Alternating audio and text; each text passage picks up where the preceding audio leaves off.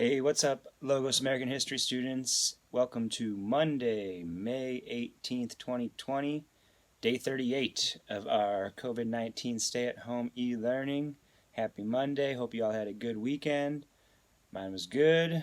Not long enough, but I am ready, and I hope you guys are as well, to get right into our Blackbaud, because we actually have a new chapter we're starting today, new section in the book. We're still in the 1960s era, which again is a very interesting, eventful era. The last week we've been talking about the kind of political issues of the 1960s, what the politicians were doing, what the people in charge were doing. This new chapter, chapter 23 that we're starting today, I like it because it's more about the grassroots, more about what the people on the ground were doing. We've already learned a lot about that in the civil rights movement, right? But there were other movements during the 1960s, and that's what chapter 23, which we begin today, is going to be getting into. So if we go to topics, and we go under our most recent topic, the 1960s, we will see we have a new section under the readings. Chapter 23, section 1. We have the Google Forms for the questions for chapter 23, section 1 right over here. But chapter 23, section 1, if we click to download that, we will see this is about the women's movement. The women's movement, right? So we've learned about the civil rights movement, which was fighting for equality for African Americans in this country, male and female.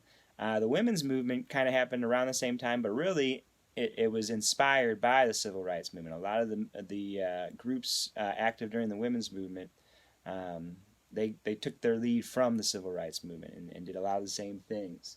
I think that's what it says here. The women's movement, which was dedicated to ending discrimination based on gender, found inspiration in the civil rights movement and other activist causes. And so this section's all about the women's movement and all the different things they were trying to achieve, the important women involved in the women's movement.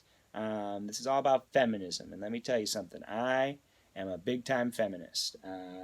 I have been for a long time. I've grown up around lots of strong women, and so I've always thought that men and women should be treated equally in all phases of life. I mean, we're not the same. Equality doesn't mean treating people exactly the same. Equality just means that not giving special treatment to one group of people that you don't give to another group of people.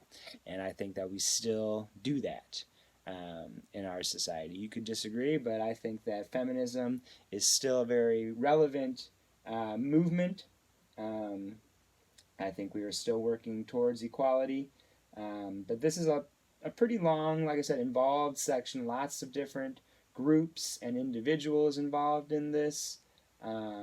It goes through the whole decade of the 60s and into the 70s, right? When we learn about the Equal Rights Amendment, the ERA, the fight for the ERA. There's Gloria Steinem, one of the main women active in this movement.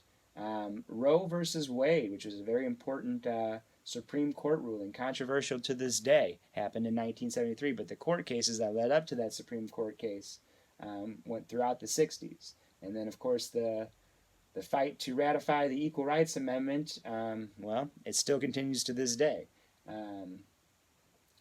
Phyllis Schlafly, famous woman from the St. Louis area, was one of the #1 people against the Equal Rights Amendment.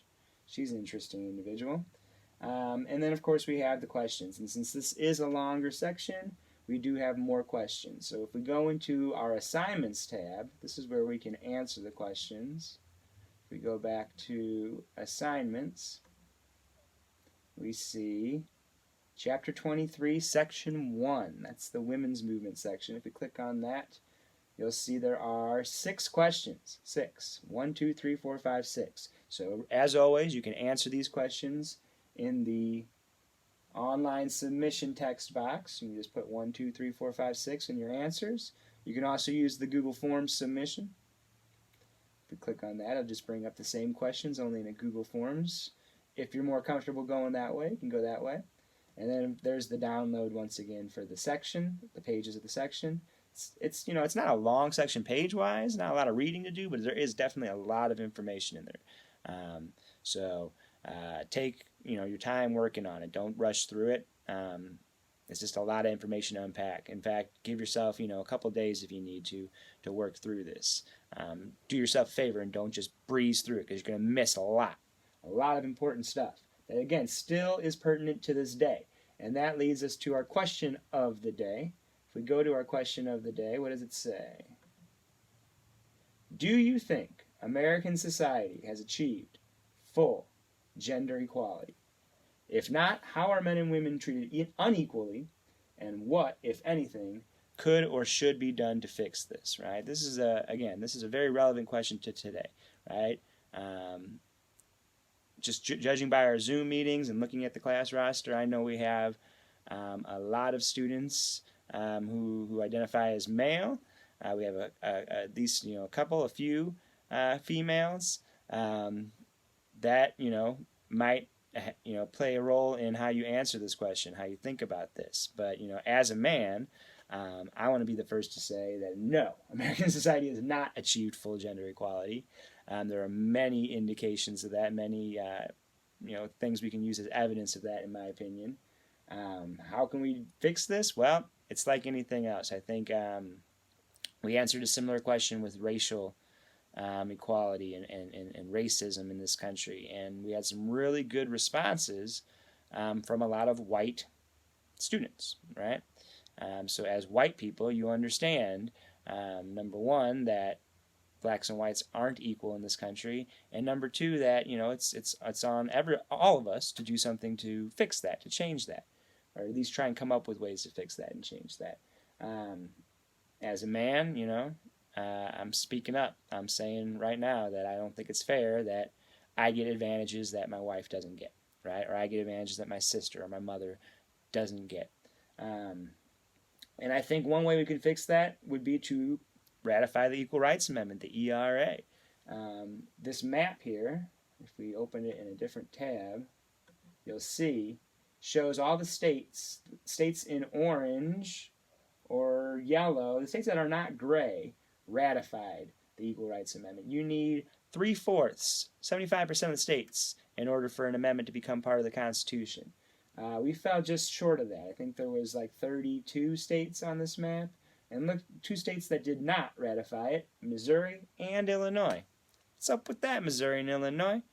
Now, the deadline for ratifying this may have passed. It did pass, but there's still some questions about whether or not that deadline was valid, and if we could get to the 38 state threshold, would the Equal Rights Amendment become part of the Constitution today? That's still a question. More states than are on this map have now ratified the Equal Rights Amendment. I believe we are 1 state away from 38 states. Virginia, I think, is one of the most recent. You see how it's gray on this map? Well, Virginia has joined the other states. Missouri and Illinois, still working on it. Illinois might have. I think Illinois did too. Missouri, definitely not. So, that's one thing that I think we can do, but there's lots of other things. What I want you to do is, again, answer this question. How do you think we are not equal, or do you think we are? Let me know, answer the question of the day, and then work on that reading, the women's movement section right here, and answer these questions. And if you have any questions or concerns, as always, let me know. Otherwise, have a good day. Peace.